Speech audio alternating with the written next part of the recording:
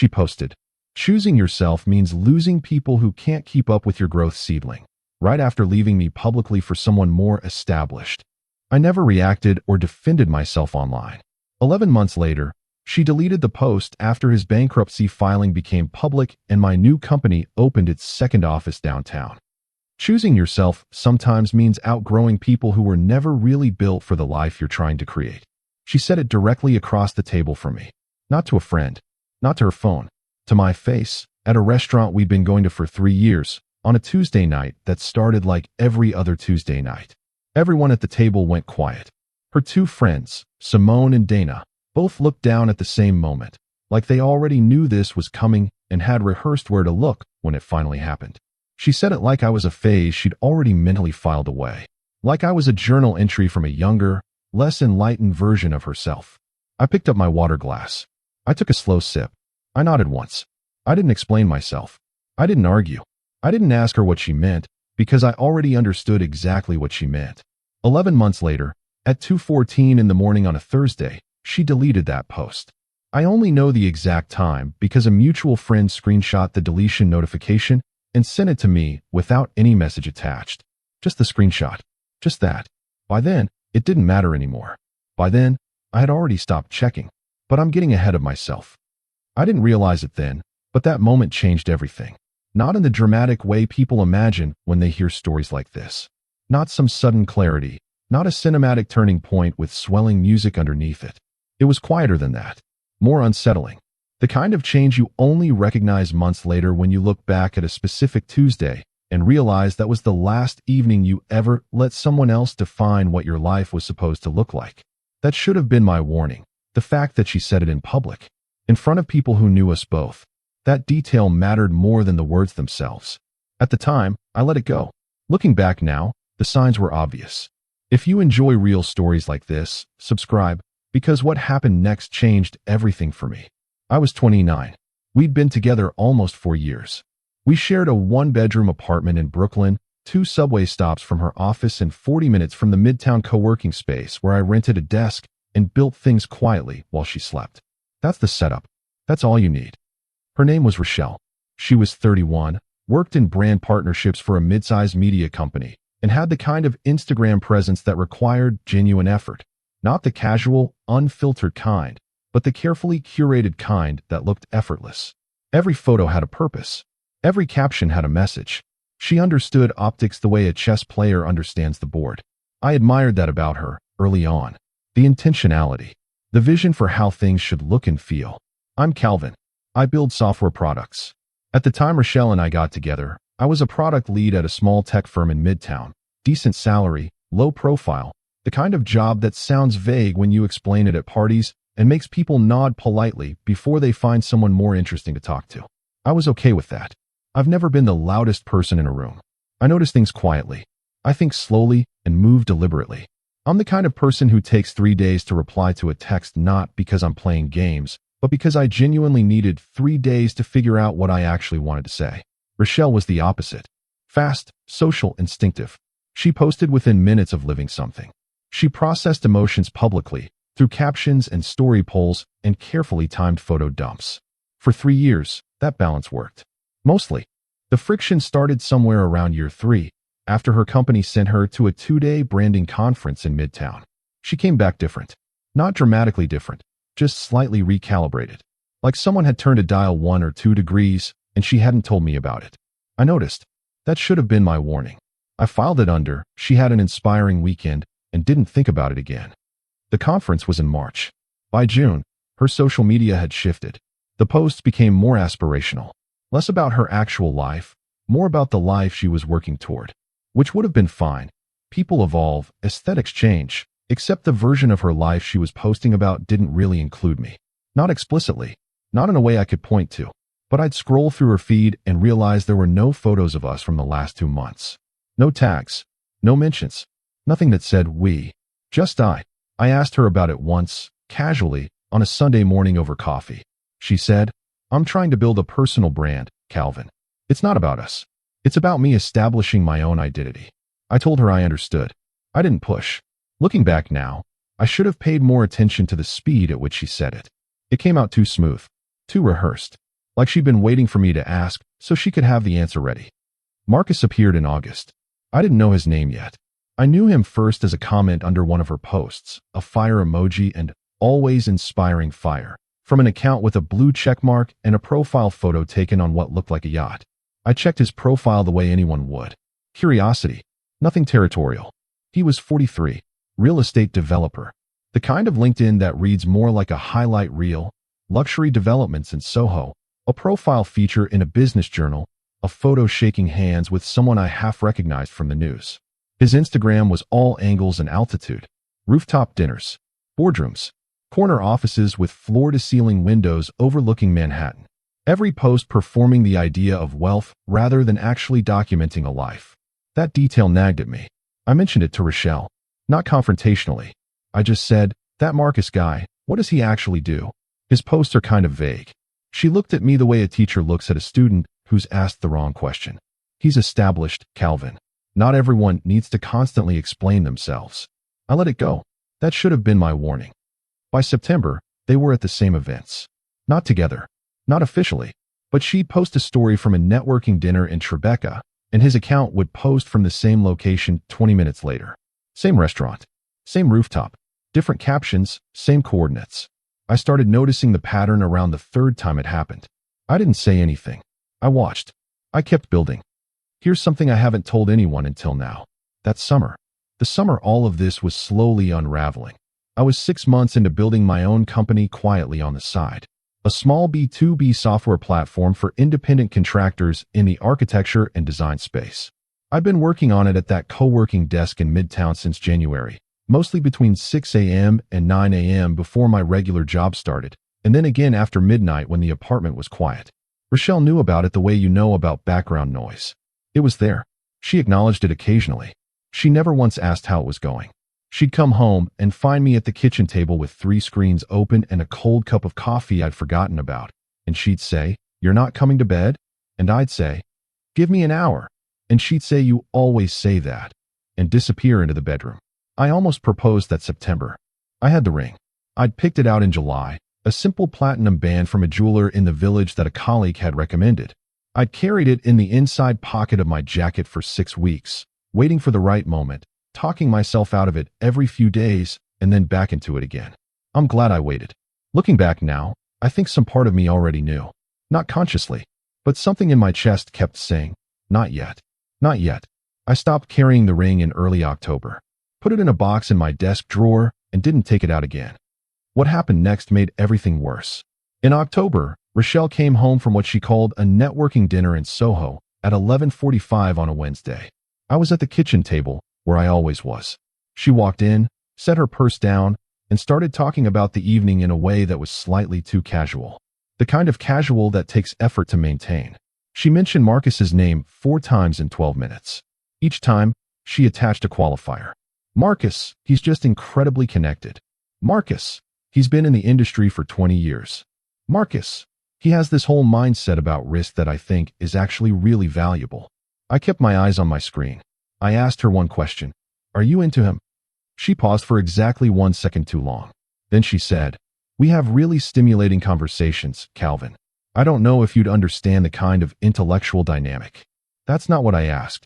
Another pause. I think I need some space to figure out what I want. I closed my laptop. I looked at her. She was staring at the kitchen counter like it owed her something. I said, "Okay." That's all I said. I got up, went to the bedroom, lay down on top of the covers with my shoes still on, and stared at the ceiling for about 40 minutes. Not crying. Not angry. Just processing. Just letting it settle. Okay. She didn't leave that night. Or that week. November was this strange, suspended purgatory where we lived in the same apartment without really sharing it. She was polite. I was calm. We moved around each other like well-mannered strangers in a hotel hallway. I focused on work. My company had just received its first serious expression of interest from a seed investor, a woman named Patricia who ran a small fund out of an office in the financial district and had found my product through a mutual contact. We'd had 2 calls. They had gone well. I didn't tell Rochelle about this. Not out of spite. I'd learned, by then, that she wasn't interested in the details of what I was building. She was interested in outcomes, in the finished, polished version that could be photographed and shared. The process bored her. The 6 a.m. mornings bored her. The cold coffee bored her. I kept building anyway. The dinner in the story, the one at the beginning, happened on a Tuesday in the second week of November. Rochelle had organized it. Simone and Dana, her two closest friends, a corner booth at a Mediterranean place in Park Slope we'd been going to since our first year together. It felt, when she invited me, like it might be an attempt to reconnect, to reset. I got there first, ordered water, looked at the menu I already had memorized. She arrived with Simone and Dana. They were warm to me in the specific way people are warm to someone they feel sorry for. The hugs lasted a half-second too long.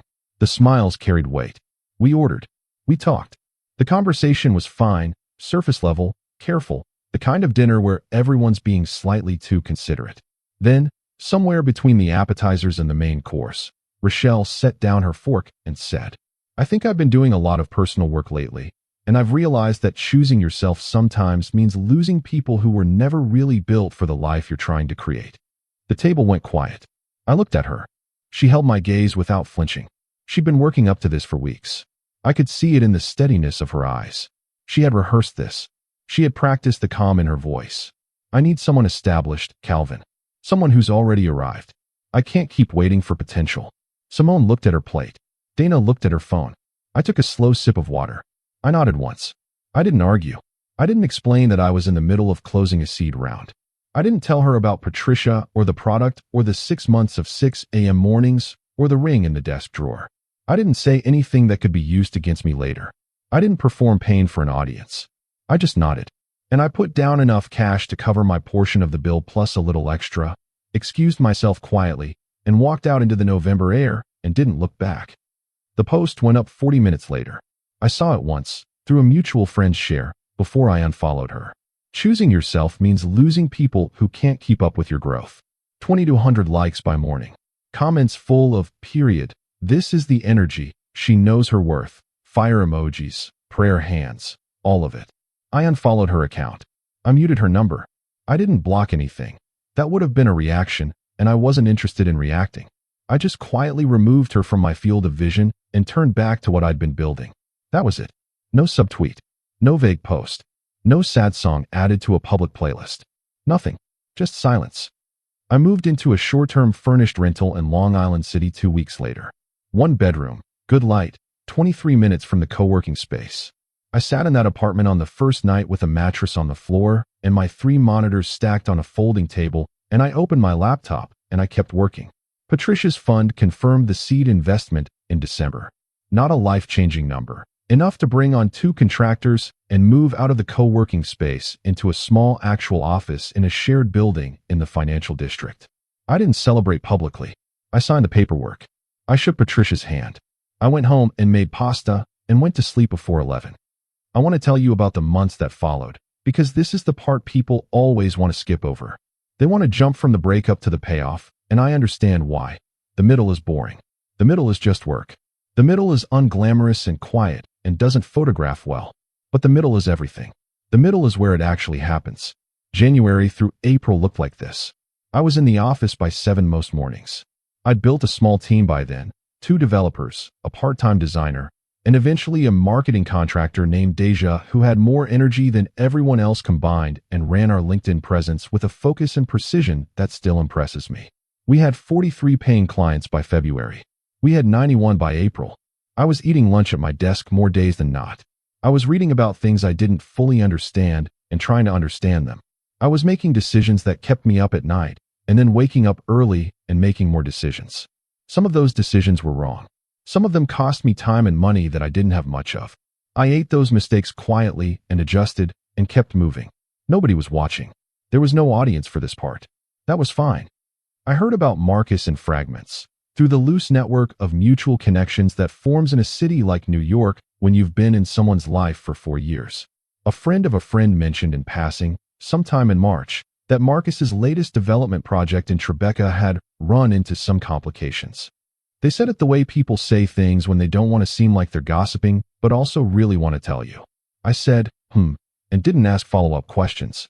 I heard in April that Rochelle and Marcus had made their relationship official online. She'd posted a photo at some charity gala, her in a floor-length dress, him in a tuxedo, Manhattan skyline behind them. looking like a magazine cover. The caption was something about aligned energy and the right season. I know this because the same mutual friend who told me about the complications sent me the post without comment. Just a screenshot, sitting in my DMs like a small gift I hadn't asked for. I looked at it for about 4 seconds. I put my phone face down and went back to a product roadmap I'd been staring at all afternoon. What happened next, I didn't see coming. But looking back, it was already in motion. In May, one of my contractors mentioned, almost offhandedly, that a company called Vero Capital Holdings had recently filed documents that weren't going well. He followed real estate finance the way some people follow sports. He mentioned Marcus's name as a footnote. Said the Tribeca project was apparently collateral in a deal that had gone sideways. I filed that information somewhere quiet in the back of my mind and didn't touch it. We hit 200 clients in June. I started looking at second office spaces in July. Not because I needed to, because I could, and because it meant something to be able to. There were 2 moments in those months when I almost slipped. The first was in late April, when I ran into Simone, Rochelle's friend from the dinner, at a coffee shop in the village. She saw me and got that look on her face. The one that's half pity and half guilt. She said, "Calvin, you look good." I said, "Thanks. How are you?" She hesitated. Then she said, "She talks about you sometimes. She asks about you." I nodded. I said, "Tell her I said hi," which was a lie, and we both knew it, and she appreciated the politeness of it anyway. I paid for my coffee and left. The second moment was in June, late at night in the office after everyone else had gone home. I was tired in the specific way that sits behind your eyes and makes everything feel slightly unreal. I picked up my phone and typed out a message to Rochelle. Just, "I hope you're well." I stared at it for a long time. Then I deleted it and put my phone in my desk drawer and sat there for a few minutes thinking about the ring that used to be in that same drawer. Then I opened my laptop and kept working. The bankruptcy filing became public on a Wednesday in late August. I found out because Deja sent me an article at 8:47 in the morning with 3 question marks as the subject line. She'd seen my last name attached to a property listing years ago and made the connection between my former address and Rochelle's name and had followed the thread out of sheer curiosity. The article was from a real estate finance newsletter. The headline was clinical and bloodless. Vero Capital Holdings files Chapter 11 amid multi-project liquidity crisis. Marcus's name appeared in the 3rd paragraph. The Tribeca development. 3 other projects. A total exposure that the article described carefully in the detached language of financial journalism as significant. I read the article twice. I put down my coffee. I sat very still for a moment. I didn't feel satisfied. I want to be honest about that. I didn't feel vindicated or warm with delayed justice. I felt something quieter and harder to name. Something like the specific stillness of watching a long, slow process finally complete itself. I forwarded the article to no one. I kept it to myself. 2 weeks later, we signed the lease on the second office. It was downtown, 12th floor of a building on Fulton Street with windows that looked north toward Midtown and south toward the water. It was more space than I needed immediately and exactly the right amount of space for where I was going. The day we signed, I stood at those windows for a few minutes alone before the rest of the team arrived. I thought about the folding table with 3 monitors in the Long Island City apartment. I thought about the co-working desk. I thought about the ring in the desk drawer that I'd eventually returned to the jeweler, quietly, on a Thursday afternoon without telling anyone. I thought about a Tuesday night in November, a table in Park Slope, and 1 slow sip of water. The post was deleted at 2:14 in the morning on a Thursday in September. Choosing yourself means losing people who can't keep up with your growth. Gone. I know the exact time because of the screenshot, which arrived in my DMs without any message attached. Just the image.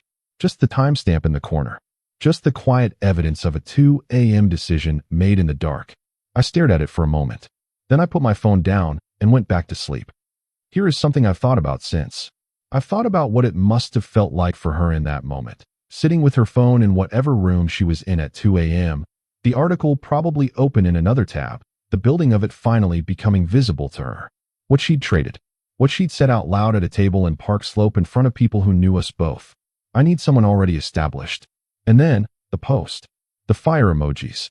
The 2,200 likes. And then, the deletion. The dark screen. The quiet. I've thought about it. I haven't enjoyed it the way I expected to. There's a version of this story where the ending is triumphant and warm, where the reversal feels like a victory lap, where I get to feel completely whole and right while she feels completely wrong. It's not like that. It's colder than that. More complicated. Less satisfying in the way movies are satisfying, and more satisfying in a way that takes a while to name. She called in October.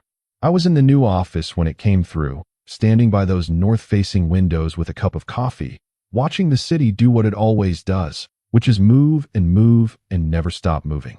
Her name on my screen. I looked at it through 3 full rings. I let it go to voicemail. She didn't leave one. 2 days after the missed call, I was downstairs in the building lobby, heading out to a lunch meeting, when she walked through the front doors.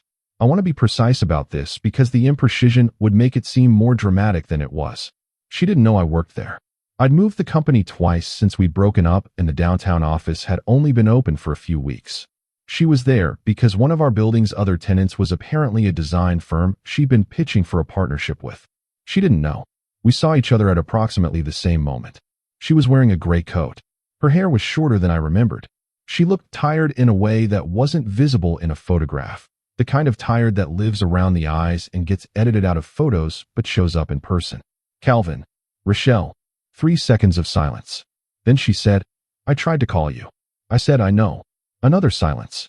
She looked at me with something in her eyes that I recognized. It was the look of someone doing the math in real time, putting things together. The building, the floor, the lobby with the company logo on the far wall. She glanced at the logo. She looked back at me. I could see the moment the calculation completed. She said, "This is yours." I said, "Second location." She stood there in her gray coat and looked at me with an expression that I will not try to describe because any description I give it will be either too generous or too pointed, and the truth of it was neither. It was just a face. A real human face in a real lobby on a real October afternoon, realizing something at the exact right moment, which was also the exact wrong moment, which was also 11 months too late. I said, "Take care of yourself, Rochelle." And I walked past her, out the revolving door, into the cold afternoon air, and I kept moving. I went to lunch. I ate a chicken sandwich and drank sparkling water and talked to a potential investor for an hour and 20 minutes about the product roadmap for the following year. I took the subway back. I sat in the new office until 9 in the evening, working the way I always worked, steadily, without drama, without an audience.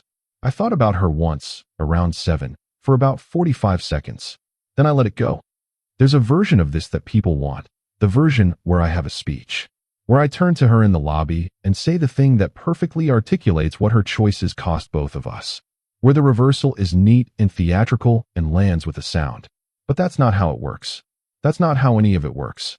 She stood in the lobby and looked at the logo and did the math and understood, in one unguarded moment, something true about what she'd walked away from. I didn't need to narrate it. I didn't need to add anything. The building said everything. The second office said everything. The 11 months of silence said everything. I had already stopped explaining myself to people who'd made up their mind about who I was before I'd finished becoming who I was going to be. By the time she understood my silence, the full meaning of it, the architecture of it, I had already built a life that no longer included her. She stood in the lobby, and her reflection disappeared into the glass of the front door as I walked through it. That was the last time I saw her.